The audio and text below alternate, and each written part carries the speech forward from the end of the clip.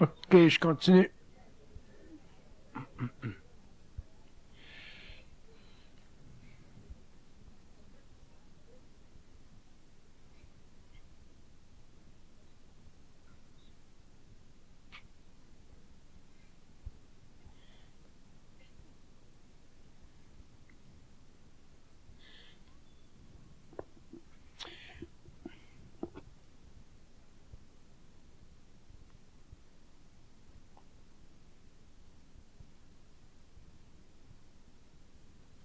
Vous savez que dans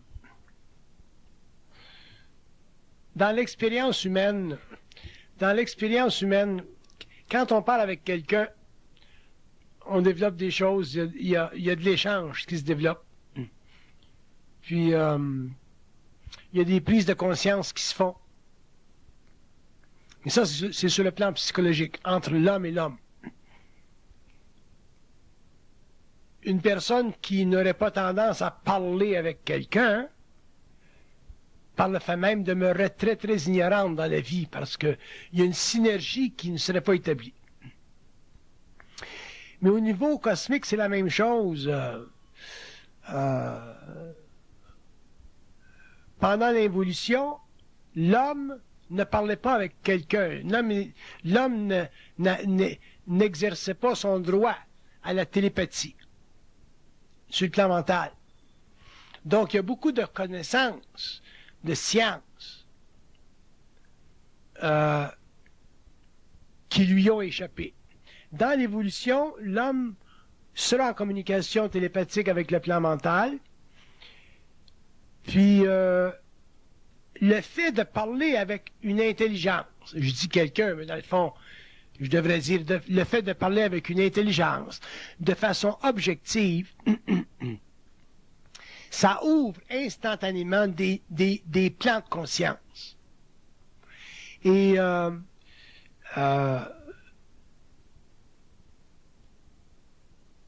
jusqu'à quel point l'homme va pouvoir le faire, ça dépend de sa propre conscience individuelle.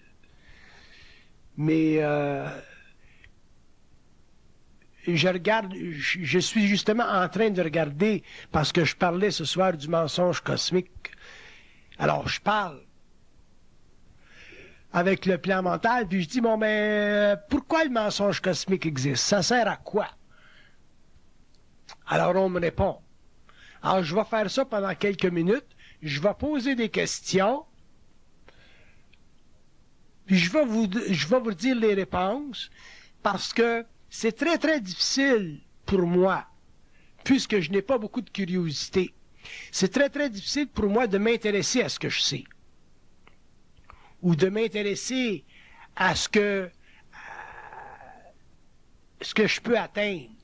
Mais si je le fais dans un mode de dialogue, si je pose la question intérieurement, à ce moment-là, on me répond, puis on peut développer des choses intéressantes pour élargir le champ de conscience ici et élargir l'étude qu'on fait. Alors, je la fais l'expérience avec vous.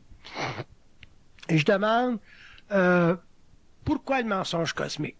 Puis je vais vous donner la réponse là, rapidement. Ils disent que le mensonge cosmique, c'est la seule chose qui nous permet de pénétrer les mystères. Autrement dit, les mystères existent parce que le mensonge cosmique existe. Si l'homme était en communication télépathique avec le plan mental, concernant des aspects du mensonge cosmique, à ce moment-là, il y aurait des réponses, dépendant de son taux de vibration, et automatiquement, il accéderait à ce qu'on appelle les mystères, c'est-à-dire la compréhension des choses qui sont au-delà de l'intellect ou de la raison.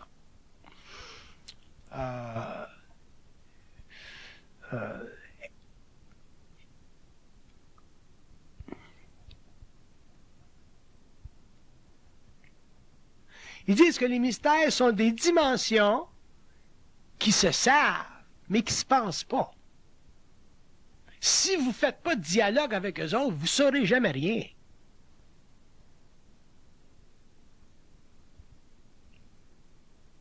Si vous ne faites pas de dialogue avec votre prof à l'université, vous n'aurez pas de réponse. C'est la même chose avec le plan mental. Si l'homme ne fait pas de dialogue avec ce qu'on appelle aujourd'hui l'ajusteur de pensée, on changera un jour, ça, certainement, parce qu'on fera d'autres questions, on se posera d'autres questions. Mais si l'homme ne fait pas de dialogue avec le plan mental, l'homme ne peut pas pénétrer les mystères. Et s'il ne pénètre pas les mystères, automatiquement, il va rester envoûté dans des notions ou par des notions qui font partie de ce que j'appelle le mensonge cosmique. Le mensonge cosmique est certainement très, très, très vaste. Très vaste. Et d'ailleurs, je sais que si l'homme s'exerçait à intervenir par télépathie tout le temps sur le plan mental, éventuellement son ego s'ajusterait, sa vibration s'ajusterait, et éventuellement l'homme découvrirait qu'il a en lui énormément de réponses. La science, elle est vaste. Et la science n'appartient pas simplement à un individu. La science intégrale fait partie du mouvement de la lumière à travers l'homme. Donc, c'est pas un individu, c'est pas Bernard de Montréal qui a accès à cette science-là. Elle fait partie de l'homme. Mais l'homme n'est pas habitué à constater en lui-même qu'il a accès à cette science-là. Parce que la mémoire de sa race est trop forte. Alors l'homme a tendance à retomber sur les assises de l'évolution. Ce qui est su, ce qui est connu, ce qui était pensé, ce qui était frelaté. Au lieu de toujours aller plus loin et ne jamais être satisfait avec une réponse. C'est la seule différence entre ma personne et la vôtre. C'est que moi, je suis jamais satisfait d'une réponse. Parce qu'une réponse sert dans un temps. Peut-être qu'on me donne une réponse ce soir qui sert psychiquement là, pour la salle. Mais peut-être que si j'étais avec un de vous autres, seul, en tête à tête, et que je reposais la même question, on me donnera une autre réponse. Un petit peu plus loin. Ainsi de suite, ainsi de suite, ainsi de suite. Donc, il n'y a pas de limite à la compréhension des mystères. Il n'y en a pas de limite. La seule chose, c'est que plus vous avancez, ou plus l'homme avancera dans les mystères, plus l'homme avancera dans le savoir, plus l'homme sortira de la connaissance réfléchie, mais plus il sera obligé de ne pas penser à ça, c'est évident.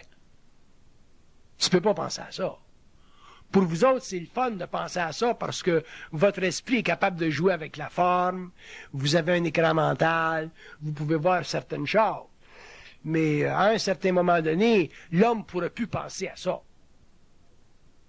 Parce que là, à ce moment-là, votre vie sur le plan matériel où vous êtes n'a plus de sens. Commencez à penser à ce que la vie est ailleurs. Éventuellement, vous voulez plus vivre ici. C'est pour ça que le mensonge cosmique est nécessaire et fait partie des structures psychiques de la conscience humaine sur la Terre. Par contre, l'homme doit en être libre en même temps.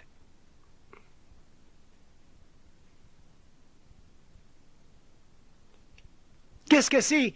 Bon, si je disais, quelle est votre question la plus fondamentale? C'est quoi la chose que vous voulez savoir le plus? Ça existe-tu, ça? C'est quoi la chose, là, que vous voulez savoir le plus? Y en a-t-il un qui est capable de me poser une question, là? La chose la plus loin, là, que vous voulez savoir le plus, connaître le plus. Bon, allez. OK, vous voudriez tout savoir. Bon, vouloir tout savoir, ça fait partie du corps de désir. OK. Je vais vous répondre à ça. Vouloir tout savoir, c'est une perte de temps. C'est ça. Mais pouvoir accéder à tout quand vous avez besoin, là, ça va à peine. Moi, je suis pas intéressé à tout savoir. Ça n'a pas d'allure. Mais pouvoir accéder à ce que je veux savoir, ça, c'est mon droit. Alors, faut que vous me placiez la question comme il faut. Ce que vous avez fait là, dans le deuxième mouvement de votre question. OK? Puis ça se sent, ça. Parce que quand tu commences à un ego qui veut tout savoir, bien là, vous allez faire de l'anxiété. Mais si en tant qu'ego, vous vous dites, ben, je voudrais accéder à telle chose ou à telle chose quand je veux, quand c'est nécessaire, quand je n'ai de besoin, à ce moment-là, ben là, ça fait partie de la réalité. C'est placé là. Fait que vous n'aurez plus de problème avec ça. Pardon? La dualité qui vous habite, ça fait partie de la réflexion de votre conscience mentale. La conscience mentale, c'est une conscience réfléchie. Puisque vous pensez, vous êtes obligé de réfléchir constamment sur ce que vous savez. Mais quand vous réfléchissez sur ce que vous savez, vous ne pouvez pas comprendre ce que vous savez. Parce que comprendre ce qu'on sait implique automatiquement ne pas pouvoir réfléchir dessus. La seule raison que je sais quelque chose, c'est parce que je ne réfléchis pas. Si je réfléchirais, je serais automatiquement habité par la polarité de ma conscience mentale et automatiquement, je voudrais saisir les deux aspects de ce que je sais, c'est-à-dire ce que je pense que je sais puis ce que je voudrais être sûr de ce que je sais. Donc, je serais automatiquement victime du phénomène de la vérité puis du mensonge. Alors que dans mon cas, la vérité, pour moi, et le mensonge, c'est la même affaire. Fait que j'ai pas le problème de la vérité. Si je vous parle, jamais je vais me poser la question, est-ce que je lui ai dit la vérité? Parce que je sais très bien que la vérité, c'est l'envers du mensonge. Ça fait partie de l'évolution, ça fait partie du développement de la conscience, ainsi de suite. Mais ce qui était véritable dans un temps, après ça, dans un autre temps, c'est plus véritable, ainsi de suite. Donc, il faut réellement comprendre que la vérité, c'est l'envers, c'est l'envers du mensonge. Et ça fait partie de la progression naturelle de la conscience humaine. Mais une fois que l'homme va être en conscience mentale, que l'homme va être en conscience intégrale, que l'homme va avoir un mental unifié, il ne sera plus intéressé à la vérité. Puis quand on n'est plus intéressé à la vérité, on n'est plus intéressé à savoir. On n'est plus intéressé parce que on a accès à ce qu'on a besoin de savoir pour le travail qu'on a à faire. Donc, un homme qui sait quoi que ce soit, c'est pas pour lui qu'il sait, c'est pour son travail. Si je sais quelque chose, c'est pas pour moi que je le sais. Je le sais pour que vous autres, les hommes, puissent accéder à un certain niveau de science qui vont vous amener un jour à votre propre savoir. Fait qu'un jour, on saura tout quelque chose puis on arrêtera de se poser des questions. En attendant, on se pose des questions, puis il y en a qui sont capables de répondre à des questions, puis à ce moment-là, ceux qui sont capables de répondre à des questions sont pas nécessairement intéressés aux réponses qu'ils donnent, parce qu'ils ne sont pas intéressés à la vérité. Sans ça, tu n'es plus libre. Vous comprenez? Si j'étais intéressé à la vérité, je ne serais pas un homme libre. Parce que j'aurais tendance à vouloir prendre la vérité, me l'accaparer pour me donner un statut. Alors que je peux très bien vous dire quelque chose dans un temps, puis dans un autre temps le défaire, pour aller plus loin dans la recherche du mystère, c'est-à-dire dans l'effondrement du mensonge. Y en a-t-il une autre question fondamentale, là? Des questions qui sont pour vous psychologiquement difficiles? Oui? Ah, ça c'est intéressant. Ça c'est intéressant. Au début, c'est normal de souffrir de savoir parce qu'au début, on n'est pas capable en tant qu'ego de contenir le mouvement d'énergie qui est perpétuel. Moi, au début de la fusion en 69, pendant peut-être, je dirais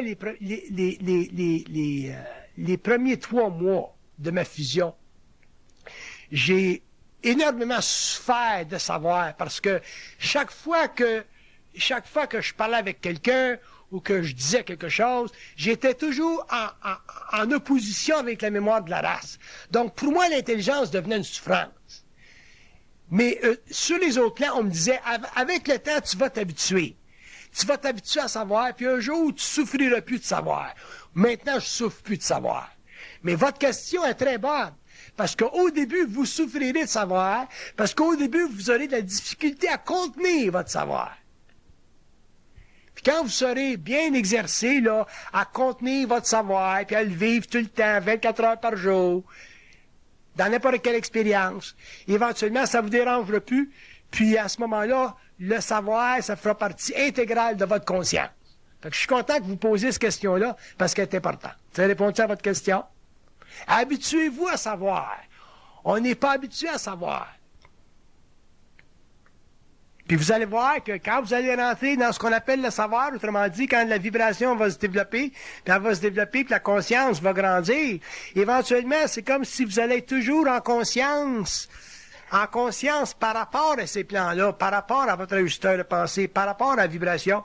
Puis ça, là, à ce moment-là, ça n'arrête plus. Ça fait partie de ta vie, ça fait partie de ton être-té, ta réalité. Puis c'est ça qui est difficile pour l'ego. Parce qu'oubliez pas que l'ego, c'est un être qui est endormi. Fait que quand tu commences à s'éveiller, là, puis qui est obligé de rester éveillé tout le temps, là, c'est tough. Fait que savoir au début, c'est pas le fun. Des fois, ça nous plaît parce qu'on trouve ça merveilleux, ainsi de suite. Mais vous allez voir que savoir au début, c'est pas le fun, il faut s'habituer.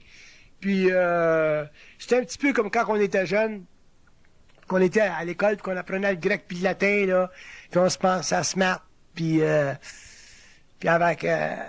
avec le temps, on s'habitue.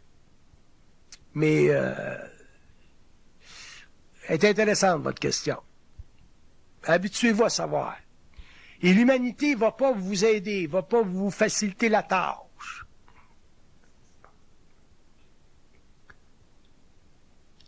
C'est ça, effectivement, puis éventuellement, mais ça s'ajuste, parce que quand vous commencez à savoir, vous ne pouvez pas reculer en arrière. Tu ne peux pas désavoir. Ça grandit, puis ça grandit. Seulement, ça se raffine, puis ça s'ajuste, puis ça s'ajuste, puis ça s'ajuste. OK, je suis content de votre question. Y a-t-il une autre question?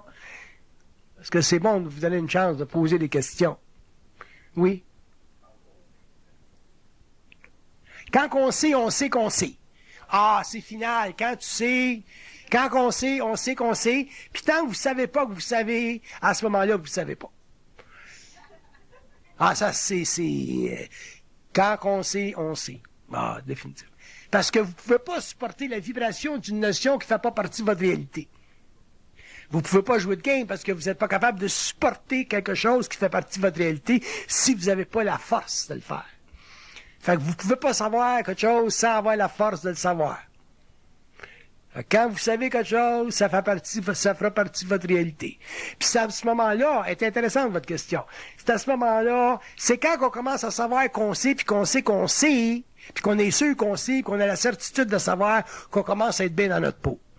À ce moment-là, on est moins intéressé à des questions, mais on est capable de les formuler pour simplement étendre le savoir, puis le développer, puis aller plus loin dans la connaissance des mystères, dépendant de notre statut évolutionnaire, puis ce qu'on a à faire sur la planète. C'est évident que mon rôle sur le plan matériel est plus élargi que le vôtre, probablement, en tant que la conscience, mais c'est le même mécanisme pareil qui existe. Vous comprenez? Moi, je peux pas faire autrement que savoir, parce que pour moi, pas savoir, ça n'a pas d'allure. Fait que, tandis que pour vous autres, savoir, c'est un mouvement de votre conscience. T'sais.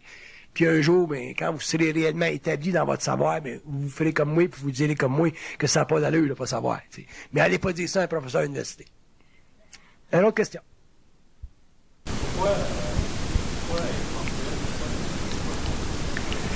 Bon, premièrement, le phénomène de la mort, c'est très neuf dans le système solaire local. La mort, ça n'existe pas depuis longtemps dans le système local. Puis, la mort, c'est un phénomène qui est très, très terrestre. C'est le retour de l'homme en conscience astrale. Puis, la raison pour laquelle l'homme meurt, c'est parce que l'homme n'a aucun contact direct avec sa source. Donc, tous ses principes avec l'éther sont sujets aux lois dégénératives. Mais avec l'évolution, l'homme va... Au lieu de mourir dans le sens de passer du plan matériel au plan astral, l'homme va passer directement du plan matériel au plan morontiel.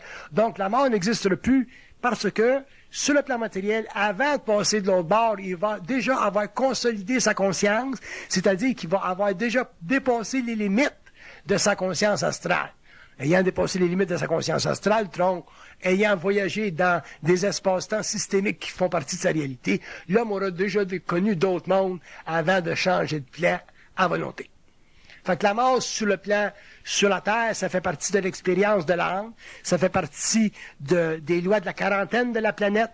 C'est un phénomène qui est relativement nouveau dans l'univers local. Ça fait peut-être 160 000 ans que ça existe pour l'homme en tant qu'homme. Puis éventuellement, l'homme va passer de la conscience mortelle à la conscience morontielle, et la mort telle qu'on la connaît aujourd'hui, ça n'existe plus, parce qu'il ne perdra pas conscience en sortant de son corps matériel. La seule raison pour laquelle on meurt, c'est parce qu'on perd conscience quand on sort du plan matériel, et qu'il s'établit une coupure avec la source. Donc, de la mortalité, le phénomène de mortalité. Être mort, ça veut dire ne plus pouvoir communiquer avec l'ajusteur de pensée de l'autre côté de la matière. Tandis que si l'homme était en conscience morontielle, qu'il se couchait un soir, qu'il se retrouvait sur un autre plan en conscience morontielle, il n'y aurait pas de différence dans sa conscience. Ça continue de l'autre bord. La seule chose, c'est que les mondes seraient différents, l'environnement serait différent, et aussi, naturellement, sa vibration serait différente parce que son âme serait plus alourdie par ses sens matériels. Quand vous êtes couché le soir, là, puis vous dormez, vous avez un rêve, là, vous êtes en rêve, assez conscient. Là. C'est comme si vous étiez mort, mais vous êtes pas totalement mort parce que le cordon ombilical est encore là, le cordon d'argent vous retient à votre corps physique. Mais si vous sortiez de votre corps, pas de cordon ombilical, simplement avec votre corps éthérique en conscience morontielle, vous seriez automatiquement en mortalité, c'est-à-dire en morontialité, seulement vous auriez le droit de revenir ou de partir à volonté. Fait que le phénomène de la mort, c'est un phénomène qui est temporaire, puis il y a au-delà de 13 millions de civilisations dans l'univers local où la mort n'existe pas, les gens font simplement passer d'un plan à un autre quand ils sont fatigués et sont tannés. Oui. Je dirais que la conscience qu'on a dans nos rêves, la conscience que vous avez dans vos rêves, c'est le niveau de conscience, le premier niveau de conscience que vous auriez si vous mouriez aujourd'hui. Après ça, tu meurs aujourd'hui, là, puis après ça, ton niveau de conscience change demain, parce qu'il y a toute une gang qui viennent là-bas te chercher, là. Ton premier niveau de conscience quand tu meurs, là, c'est proche du rêve, c'est le niveau astral le plus bas. Puis après ça, le lendemain, la semaine prochaine, dans 2 semaines, puis éventuellement, tu t'éloignes, puis éventuellement même, tu perds la mémoire de ta conscience sur la Terre, puis éventuellement, tu te retrouves sur le plan où t'es. C'est comme la reine, là, comment est-ce qu'elle s'appelle, là? Diane, là. Diane est placée sur un plan qui est pas mal achevé, là.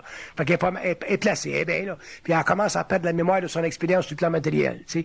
Fait que ça s'ajuste tout, ça, ces affaires-là. Oui. C'est important qu'on comprenne la mort. Seulement, si on veut comprendre la mort, il faut parler avec eux autres. Tu ne peux pas parler avec des entités dans le monde de la mort. Parce que les entités dans le monde de la mort sont régies par des forces qui leur empêchent de révéler le monde de la mort. Mais si tu parles avec une entité qui est sur le plan mental ou une entité qui est sur le plan morontiel, tu peux tout étudier, le phénomène de la mort, l'univers de la mort, l'aspect systémique de la mort, puis comprendre ce qui se passe. Puis tu t'aperçois que la mort, c'est un phénomène qui est très temporaire dans l'expérience de la Terre, même si c'est long, là, en termes d'années puis de siècles. Puis c'est temporaire, puis techniquement, c'est un accident, puis ça devrait pas avoir lieu. T'sais. Mais ça fait partie de l'expérience. Puis une raison importante pour laquelle la mort est importante pour l'homme sur la Terre, c'est que ça permet à l'homme de développer une âme totalement centrique. L'âme, ça crée le phénomène de la mort sur la Terre, ça permet à l'homme de développer une âme centrique, dans ce sens que une fois qu'une âme a passé par la mort, quand elle se réveille de l'autre côté, et qu'elle n'a plus contact avec son ajusteur de pensée, à ce moment-là, elle est obligée de vouloir réétudier son plan de vie, sa mémoire, pour pouvoir retourner en conscience matérielle, en conscience incarnationnelle, afin de parfaire son lien avec l'ajusteur de pensée, mais dans la matière, sur une planète ou sur une autre. Puis ça, c'est un des grands phénomènes humains, c'est un des grands aspects du mystère de l'homme, puis c'est ça qui fait que l'homme, un homme, conscient, morontialisé, en conscience télépathique avec le plan mental, a une conscience tellement vaste que s'il venait en contact avec ce que vous appelez, vous autres, là, comment vous appelez ça, des extraterrestres, puis des civilisations qui viennent d'ailleurs, même si c'était fait sur le plan astral, l'homme serait aucunement magnétisé. Pourquoi? Parce que l'âme est devenue centrique. Et l'âme est devenue centrique parce que le contact entre l'âme et un ajusteur de pensée, ou le contact entre une âme et sa source, à partir du moment où l'âme entre dans l'évolution au lieu de l'évolution, permet à une humanité telle que la nôtre de devenir ou d'atteindre son niveau son statut de grande maturité universelle. Quand une race, une conscience, une unité de conscience a une maturité universelle, ben, je vais vous le dire d'ailleurs, qu'est-ce que ça veut dire, une maturité universelle. Je vais le faire vite, là. Maturité universelle, ça veut dire que vous n'avez plus rien à apprendre. Maturité universelle, ça veut dire que vous êtes en contrôle des événements sur les autres plans.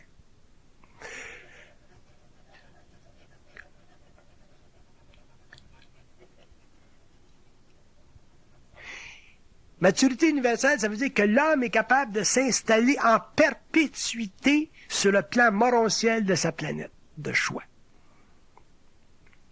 Quand une race a une maturité universelle, quand un être humain a une maturité universelle, il devient un Christ. Autrement dit, il devient un être supérieur, il devient un être de lumière, il devient un être qui est un messager, il devient un être qui dicte la loi, il devient un être qui écrit la loi, il devient un être qui connaît la loi, qui comprend la loi, qui édicte la loi, qui codifie la loi. Il devient intégral. C'est pour ça que je parle de la science intégrale. Je parle d'une science qui permet à une conscience, à une lumière, à un esprit de venir en contact avec l'âme pour faire en sorte qu'éventuellement, l'âme cesse d'être un mouvement pulsatif animal dans la conscience de l'homme et que l'âme devienne simplement une mesure de son potentiel créatif en relation avec un esprit qui est lumière et qui permet à cette âme-là de se fracturer instantanément. Savez-vous qu'est-ce que c'est le savoir? Le savoir, là, si je vous le décrivais en termes physiques, à partir des autres plans, c'est comme si vous prendriez une âme, là, qui est une énergie, une mémoire, là, puis que vous la fassiez éclater instantanément, là, dans des milliers, puis des milliers, puis des milliers de morceaux ou de parties. Le savoir, c'est l'éclatement de l'âme. Quand un homme est dans le savoir, quand un homme expose les mystères, quand un homme révèle la vie, quand un homme étudie les systèmes, quand un homme s'interpose entre les hiérarchies et les consciences incarnées, son âme, instantanément, elle se fracture. Donc, il devient à ce moment-là esprit. C'est pour ça qu'on dit que l'homme est lumière. Donc, c'est très important pour que l'homme en arrive au cours de son évolution à définir sa réalité avant de définir la réalité. Si vous ne pouvez pas définir votre réalité, vous ne pourrez pas définir la réalité. Si vous ne pouvez pas vous comprendre, vous connaître, vous ne pourrez pas savoir, connaître, comprendre ce qui est ailleurs. Pourquoi? Parce que votre réalité implique un mensonge personnel. Et le mensonge personnel fait déjà partie de mensonge global, que j'appelle le mensonge cosmique. Si vous n'êtes pas capable de connaître votre réalité, donc détruire votre propre mensonge personnel, c'est-à-dire vous connaître parfaitement, vous ne pourrez pas connaître l'invisible. Vous ne pourrez pas venir en contact avec des matérialisations sans être magnétisé.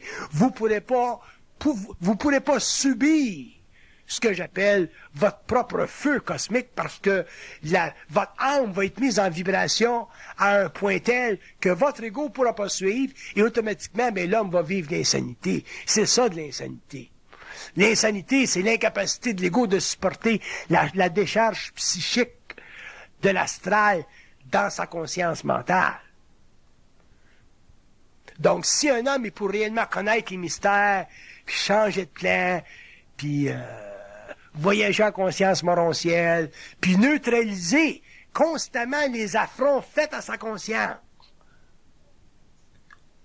parce qu'il est incarné dans la matière, il va falloir qu'il soit solide, c'est-à-dire qu'il n'y ait pas de crainte, puis qu'il soit capable d'intégrer constamment l'énergie de son esprit lorsque cette énergie-là vient en contact avec l'âme et la met en vibration, l'âme. C'est pour ça que je dis, le savoir commence quand l'homme développe une conscience vibratoire, alors que la connaissance commence quand l'homme développe une conscience réflective, réfléchie. Mais une conscience réfléchie, ça vaut rien, ça a trop de limites. Si vous me dites quelque chose, il faut que ça fasse mon affaire. Si vous êtes un étranger, si vous êtes une matérialisation, puis que vous me communiquez quelque chose par télépathie, faut que ça fasse mon affaire. Parce que si ça ne fait pas mon affaire, ça veut dire que je suis assujetti à votre conscience. Si je suis assujetti à votre conscience, automatiquement, je suis limité dans la mienne. Si je suis limité dans la mienne, je perds le pouvoir de la mienne. Si je perds le pouvoir de ma conscience, j'ai aucun attribut. Si j'ai pas d'attribut, je suis pas lumière. Si je suis pas lumière, je suis simplement réflexion. Fait que ça, je suis encore en évolution.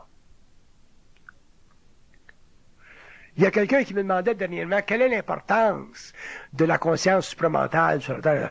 J'ai dit, il n'y en a pas d'importance. Ce qui est important, c'est la psychologie qui est en arrière.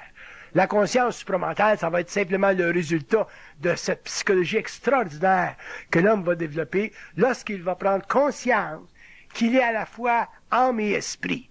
Mais nous autres, en général, on vit bien plus, comme si on était des âmes que des esprits.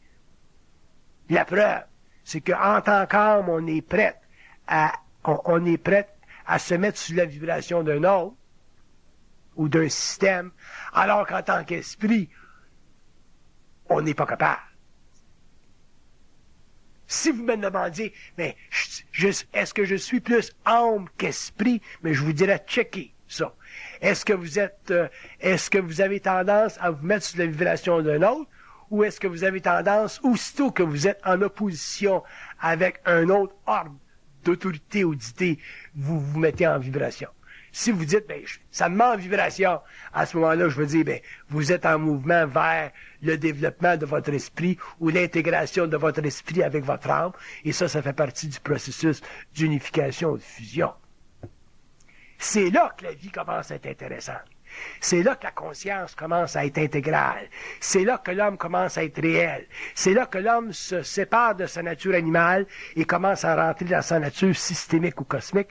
Et c'est là que la vie commence à être intéressante, non pas en tant qu'expérience. Parce que la vie en tant qu'expérience, c'est pas intéressant. Elle est trop limitée sur le plan matériel. Mais est intéressante la vie en tant que science. En tant que science. Elle est très intéressante, parce que là, elle est ouverte à tout. Puis tout est compréhensible, tout se comprend. Vous autres, vous faites des plans. Vous autres, vous dites, là, je m'en vais en Europe dans 2 semaines. Ou je vais laver mon char tout à l'heure. Moi, je suis pas capable de faire ça. Moi, j'ai pas le plaisir de dire, demain matin, je me lève à 8 heures, je lave mon char. Vous autres, vous avez ce plaisir-là parce que vous fonctionnez sur le plan de l'âme. Vous êtes en pulsion. Moi, si je suis même pas capable de penser, je vais laver mon char demain matin à 8 heures. J'ai même pas le droit de dire, je suis heureux aujourd'hui. Faut que j'aille par en dedans, puis je check avec eux autres si réellement je le suis. Sans ça, je me ferais jouer une game. Vous autres, vous allez dire, je suis heureux aujourd'hui. Il est 1h d'après-midi, là, t'es heureux aujourd'hui. Puis à 4 heures, t'as un accident. C'est plus heureux aujourd'hui, cela, là. Tandis que moi, si je dis, je suis heureux aujourd'hui, je vais être sûr que ça va durer jusqu'à minuit à soir. Mais pour savoir que ça va durer jusqu'à minuit à soir, faut que je sois conscient de ceux qui tirent les cas. Fait que là, je vais aller par en dedans, je vais parler à mon chameau, parce que je l'appelle mon chameau. Il m'a dit, là, je suis heureux aujourd'hui, là. Il va dire, aujourd'hui, t'es heureux. Fait qu'au moins, là, je me laisse aller à être heureux. Je me laisse aller, t'as vu comment c'est ça, le chameau? Je me laisse aller à être heureux. Ils sont toujours là pour jouer à tes nerfs. C'est des malades. Des malades. Par contre, si je dis, je suis heureux aujourd'hui, moi, soyez sûr que ça va durer jusqu'à minuit. Tandis que vous autres, je suis pas sûr. Quand vous me dites, je suis heureux aujourd'hui, je check des fois par en dedans. Je le vois, moi, que dans 3 heures, il va vous arriver quelque chose, mais je vous le dis pas. Mais il y a du monde que ça les... Ma femme, il y a un temps, là, elle est habituée. Mais ma femme, il y a eu un temps qu'elle n'aimait pas ça quand je faisais ça. Elle disait, t'as pas de liberté. Tu veux savoir si t'es obligé de leur demander si t'es heureux? Puis ça a pris des années pour comprendre que quand t'es en fusion, quand t'es réellement connecté avec ta source, c'est eux autres qui connaissent les paramètres. C'est eux autres qui savent que tu vas prendre ton char à l'heure puis tu vas rentrer dans un poteau. Fait que si tu dis, je suis heureux aujourd'hui, vous autres, vous dites, je suis heureux aujourd'hui, vous êtes obligé de dire, I knock on wood. Je casse du bois, ou je tape du bois, ou je frappe du bois. Je touche du bois. Mais moi, quand je suis heureux aujourd'hui, je dis pas je touche du bois. Parce que si je te dis je suis heureux aujourd'hui, ils sont mieux de s'organiser ces sacrements-là pour que je sois heureux jusqu'à minuit, parce que ça va aller mal en Christ la soirée. Parce que vous autres, vous pouvez pas faire ça. C'est comme la reine, ça, la Diane, tu sais. Elle va au risque, elle mange avec son chum, 2 minutes plus tard, elle est rendue un poteau, tu sais. Heureux aujourd'hui. Fait que, c'est ça la différence. Seulement que, on est habitué de vivre d'une certaine façon pendant des millénaires, puis là, on s'en va en évolution, puis on est obligé de vivre d'une autre façon, puis au début, ça fait pas notre affaire. Le gars, il veut pas dire. Le gars, il est pas intéressé à dire, à aller pendant le temps, dire, hey, je suis heureux aujourd'hui jusqu'à minuit, là, c'était correct, là? Parce qu'on dirait que ça nous fâche. Comme ça fâchait ma femme. Mais un jour, vous allez réaliser que, quand c'est bien intégré, cette énergie-là, puis votre conscience est bien intégrée, puis tu dis, ouais, c'est correct, là, je suis heureux toute la journée aujourd'hui, là. Je m'en vais en voyage, là, l'avion va-tu te rendre? Tout est correct, t'es correct. Tu dors, là, tu dors sur tes 2 épaules. Tu vois encore? Tes 2 épaules. Ça veut dire quoi, tes 2 épaules? Les siennes pis les tiennes. Fait qu'ils sont bien inconscients. Ils sont bien consistants.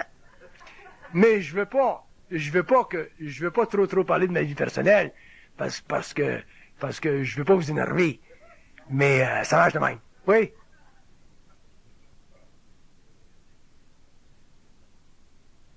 En 97? Vous parlez à qui, là?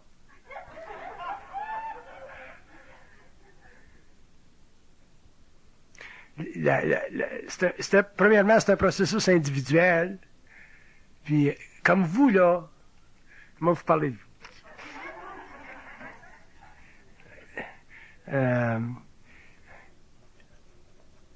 Vous, ils disent que vous êtes rendu à un point qu'il faut que vous arrêtiez de vous questionner.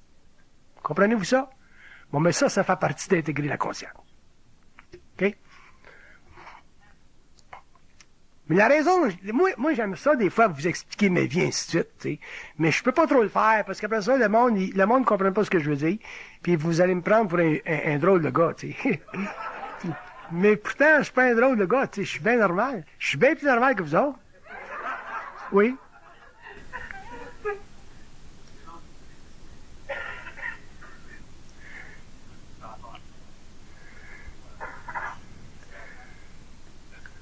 C'est pas grave, prenez votre temps.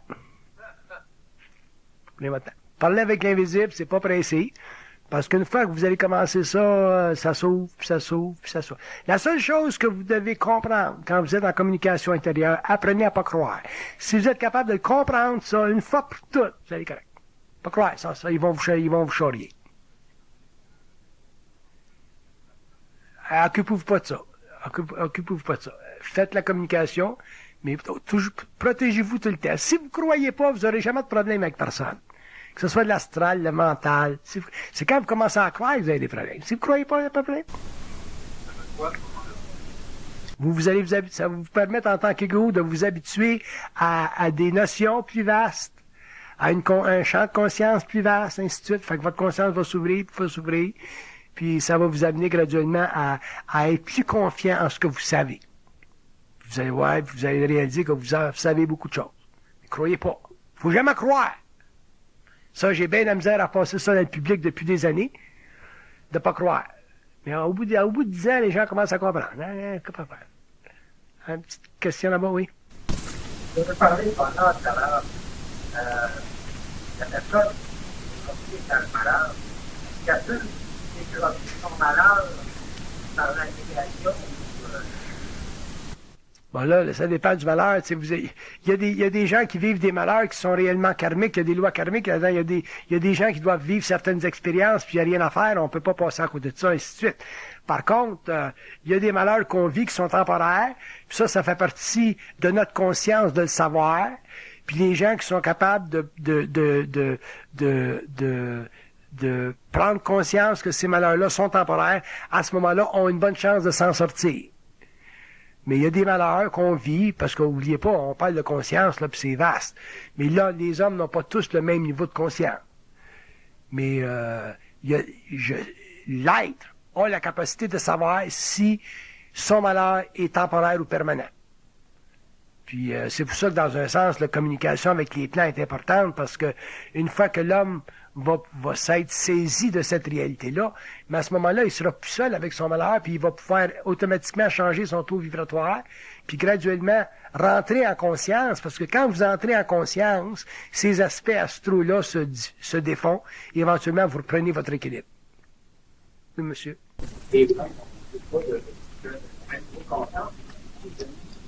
Les âmes n'ont pas tous le même niveau de conscience parce que les âmes ne sont pas toutes pareillement évoluées. On a toutes différentes évolutions, on a toutes différentes expériences. Il y a des âmes qui sont très évoluées, beaucoup d'expériences. Il y a des âmes qui sont moins évoluées, moins d'expérience. C'est très, très varié. Il n'y a pas une âme pareille. Qui détermine quoi? Ah, bon, on n'a pas tous les mêmes ajusteurs de pensée. Il y a des ajusteurs de pensée qui sont très, très développés, qui ont beaucoup de science. Il y en a qui en ont moins. La relation entre un ajusteur de pensée et une âme, c'est une relation qui date de très, très loin dans le temps, mais elle est toute sujette au mouvement aléatoire de l'évolution. Tu sais, si vous regardez l'évolution de l'âme depuis le début, les âmes, au début, quand elles ont été créées, et qu'elles ont commencé leur mouvement ou leur descente vers les plans un petit peu plus denses pour l'expérience. Il y a des âmes qui étaient très très craintives de l'expérience matérielle. Il y a des âmes qui aimaient beaucoup l'expérience matérielle. Fait que l'expérience d'une âme ou le contact entre une âme et une atmosphère quelconque, ça dépend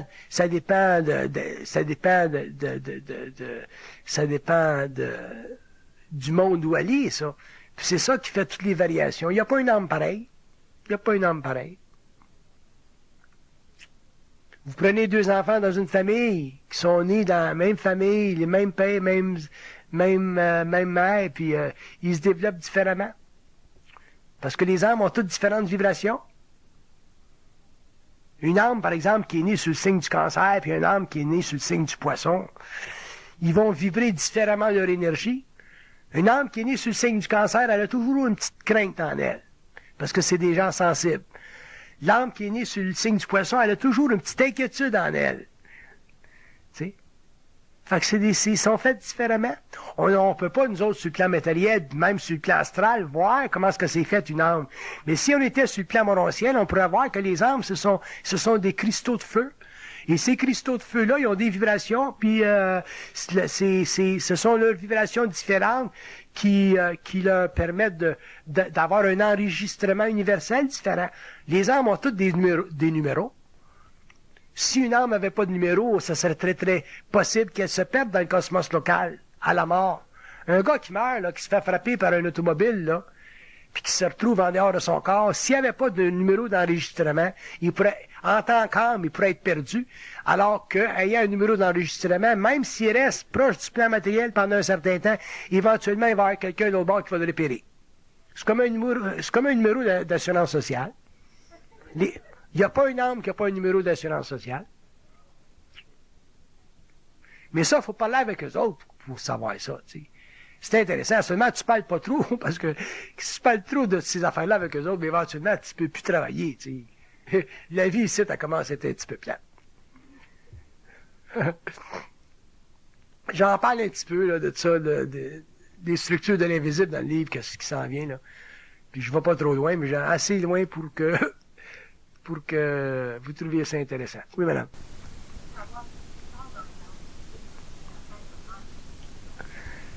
Ah, occupez-vous pas de ça. Occupez-vous pas de ça. Occupez-vous de ça. Vous pouvez pas vous occuper de ça. Parce que c'est de la curiosité, ça. Vous autres, là, vous êtes bien, puis vous voulez être pas bien. Vous êtes bien, vous voulez être pas bien. Être pas bien, c'est souffrir. Ben, dans le sens que quand tu commences à travailler, quand tu commences à être en contact avec ces plans-là, il y a des changements vibratoires qui se passent dans ta conscience. Puis tu vis plus ton humanité comme avant.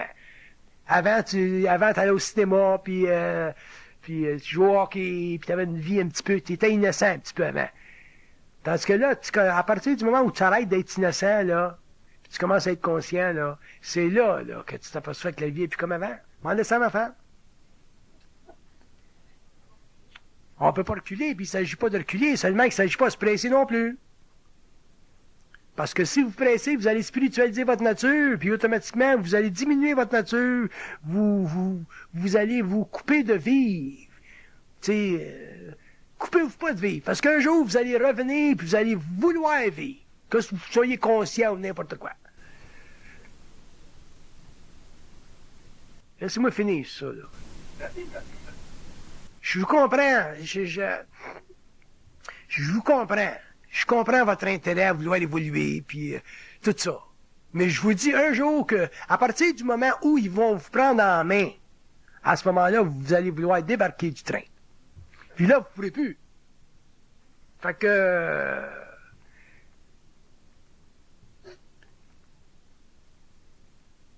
Là, je vais en faire de la... Là, si je leur parle là, pour répondre à votre question, pourquoi est-ce que l'homme va évoluer? Puis il dit, c'est parce que son âme est incertaine.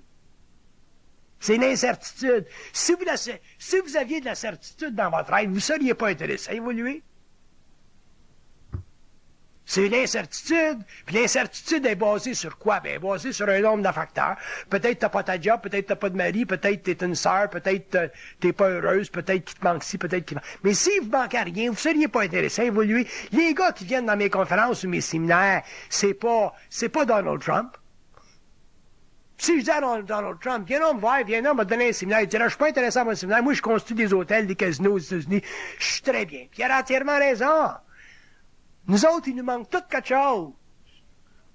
Puis ça fait partie du mouvement de l'âme. C'est comme ça qui nous accroche. Si vous auriez tout, ça serait bien trop difficile pour vous autres de venir ici. La seule raison que vous venez ici, puis vous suivez des gars comme moi depuis des années, c'est parce qu'il y a une partie de vous autres qui manque. Vous n'êtes pas satisfaits.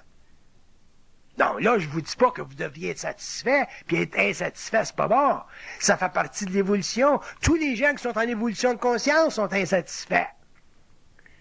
Seulement, si vous avez la chance d'être satisfait, mais restez avec votre satisfaction, puis oubliez le reste. Vous pensez pas à moi quand vous faites l'amour à votre mari? Mais je suis sûr qu'il y en a qui sont assez insatisfaits pour essayer de faire les deux en même temps.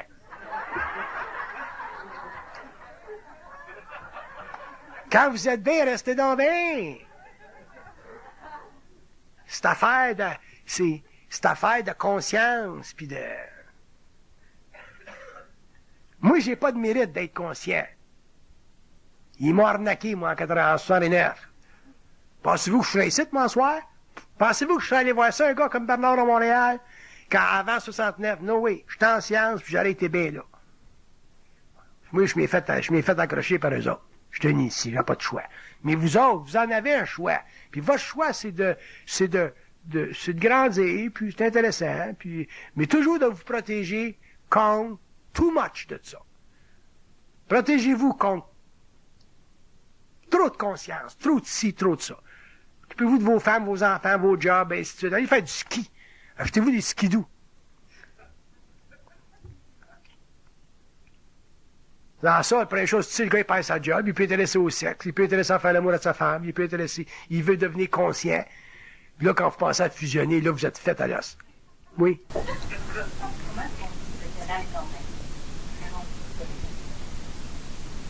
Si vous croyez pas, vous n'en avez pas de problème. Si vous croyez, vous avez des problèmes, puis vous êtes sujet à être arnaqué. Croyez pas. La croyance, ça fait partie du mensonge. La croyance, ça fait partie de l'incapacité de l'homme de le faire face. C'est de s'assujettir à. Dans l'évolution de la conscience supramentale sur la Terre, l'homme ne croira pas. Puis si on regarde l'homme dans 2, 3, 4, 5, 6, 700 ans, c'est fait. L'homme ne pourra même plus croire. Il n'y aura même plus les mécanismes intérieurs pour croire, parce que sa pensée aura été changée par de la télépathie. Croyez pas. Apprenez ça. Si vous apprenez ça, vous allez apprendre mes affaires. Parce que croire, c'est à l'évolution. Ce que pas croire est à l'évolution. Laissez faire, laissez faire, laissez faire. Si vous ne croyez pas, vous vous protégez. Si vous protégez, vous êtes safe. La croyance, c'est le début du mal.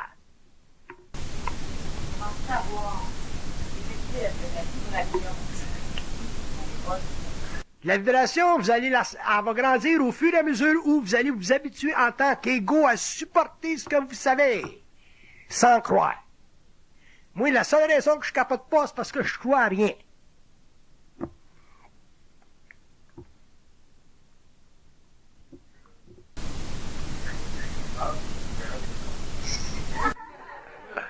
Les numéros d'enregistrement, Les âmes ont tous différents enregistrements. Tout différents.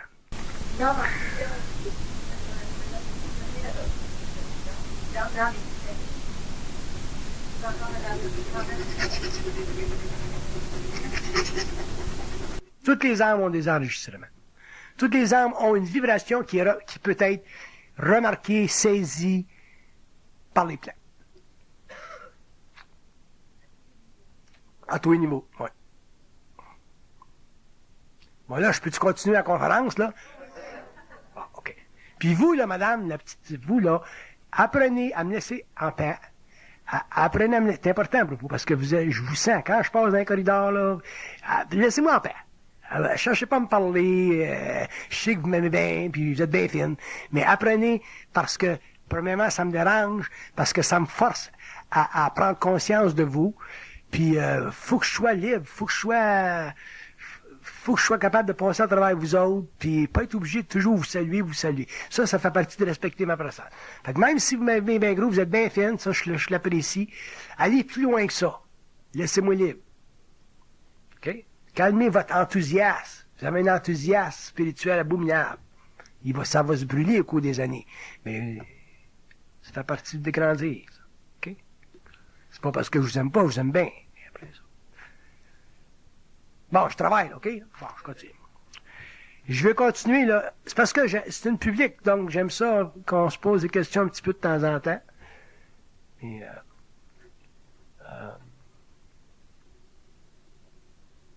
as-tu des questions? Là-bas, elles font.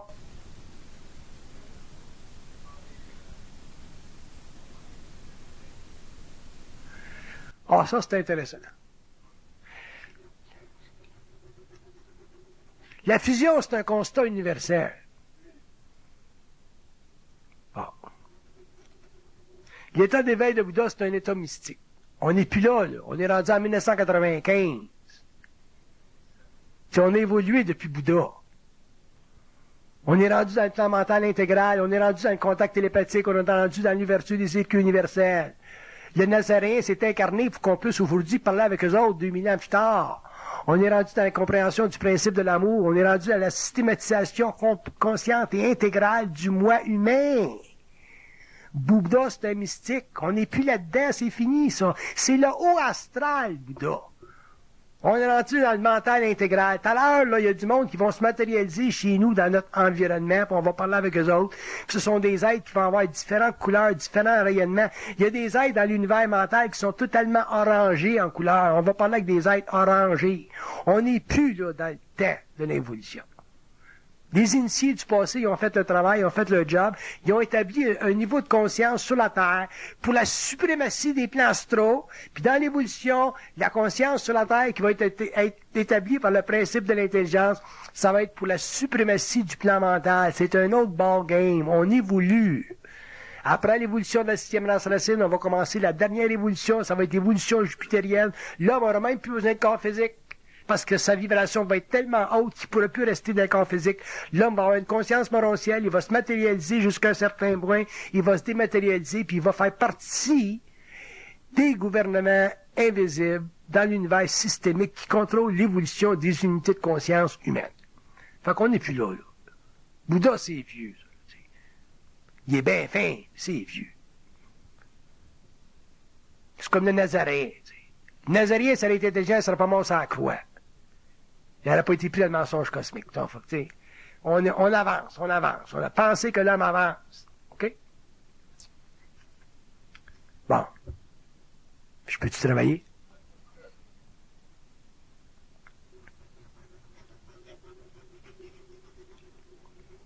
Bon, ils disent que c'est important pour un homme conscient, une évolution de conscience, que la lumière est intégrale. Ce que ça veut dire, ça, que la lumière est intégrale, ça veut dire qu'à partir du moment où l'homme est capable, en tant qu'être conscient de parler, il est capable, en tant qu'être conscient d'établir, donc il est capable, en tant qu'être conscient de circonscrire la réalité selon ses besoins, selon ses œuvres et selon sa vision des choses. Comprenez-vous ça? Autrement dit, j'essaie de vous faire participer un petit peu au niveau vibratoire, à une constante universelle qui fait partie d'une conscience en fusion, pour que vous autres, en tant qu'unité de conscience, vous puissiez bénéficier un petit peu de ce que vous êtes. Sachez que le petit peu que vous êtes, le petit peu que vous savez, c'est déjà grand, c'est déjà intégral. Mais il s'agit pour vous autres de l'élargir, puis de l'élargir, puis de l'élargir, ça. Puis ça fait partie de votre révolution. Les sciences qui vont venir, moi j'en établis là, de la science, il va y en avoir d'autres, il y a du monde qui vont en faire des conférences plus tard, il y a des mondes qui vont écrire plus tard, il y a des traités sur la psychologie supplémentaire qui vont être merveilleux plus tard. Ça fait partie de l'évolution de cette conscience-là. Parce que de la conscience, c'est un champ d'énergie qui grandit. Puis qui va nous sortir constamment, puis graduellement des référents qu'on a aujourd'hui. Puis c'est pour ça qu'on va vivre une certaine initiation, parce que l'ego va être déchiré et l'âme, elle va être réellement mise à sa lettre. Y en a-tu parmi vous autres qui commencent à sentir depuis quelques années qui sont un petit peu plus conscients? Bon, qui sont un petit peu plus conscients, un petit peu plus. Bon, c'est ça. Mais il s'agit de vous habituer à l'être. Ça, c'est non.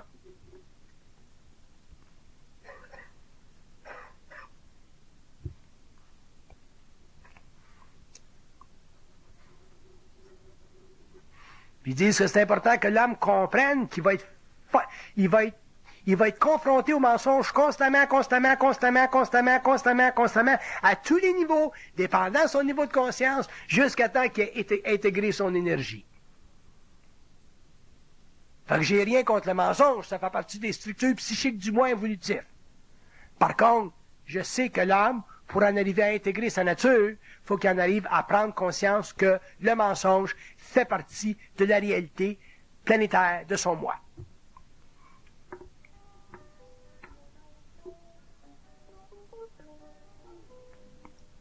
Ça va amener l'homme à une conscience vibratoire. Quand vous allez avoir une conscience vibratoire, vous allez être un maître de pensée. Vous allez...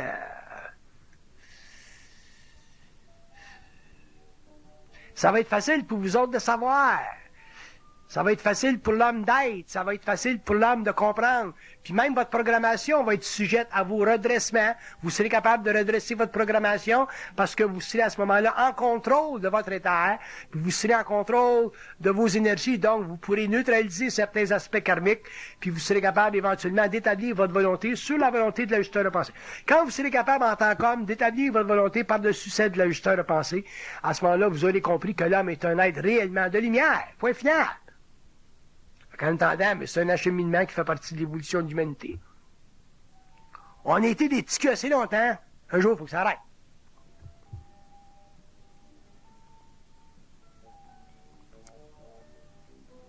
Puis parler avec eux autres, c'est comme parler avec n'importe qui. Parce que si vous commencez à les spiritualiser, eux autres, vous êtes faits à l'os. D'abord, ils sont totalement peu personnels. La forme, ils sont totalement en dehors de la forme.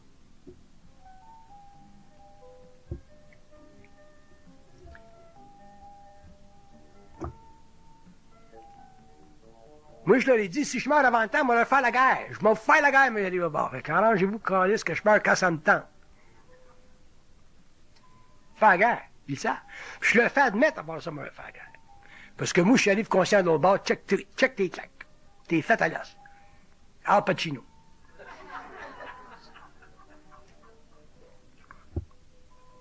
Mais il y a des dimensions de ma conscience que je peux pas vous transmettre.